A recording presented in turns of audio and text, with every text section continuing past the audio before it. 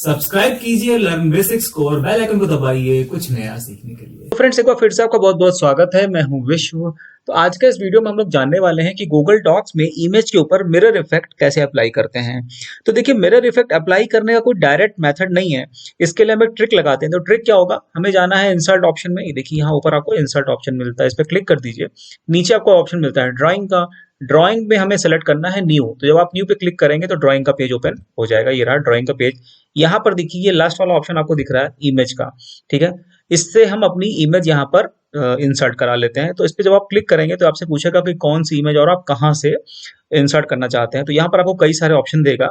हमको लेना है पहला वाला ऑप्शन, यानी कि अपलोड का ऑप्शन। तो जब आप अपलोड पे क्लिक करेंगे तो नीचे आपको ऑप्शन मिलता है choose an image to upload. ठीक है, इस पर जैसे ही आप क्लिक करेंगे ये पूछेगा कि इमेज आप कहाँ से अपलोड करना चाहते हैं। तो डेस्कटॉप पर हमने अपनी इमेज सेव कर रखी है। यहाँ देखिए, लेफ्ट हैंड पे हमने डेस्कटॉप सेलेक्ट किया। उसके बाद ड्रॉप डाउन से अपनी इमेज हम यहाँ पर, ये देखिए ये रही इमेज हमारी। इस पर क्लिक किया, इसको सेलेक्ट कर लिया और यहाँ से ओपन पे क्लिक किया तो आप देखेंगे कि इमेज हमारी यहाँ पर अपलोड होना शुरू हो गई। देखिए, अपलोडिंग यहाँ दिखा भी रहा है। ठीक है, ये रही हमारी इमेज।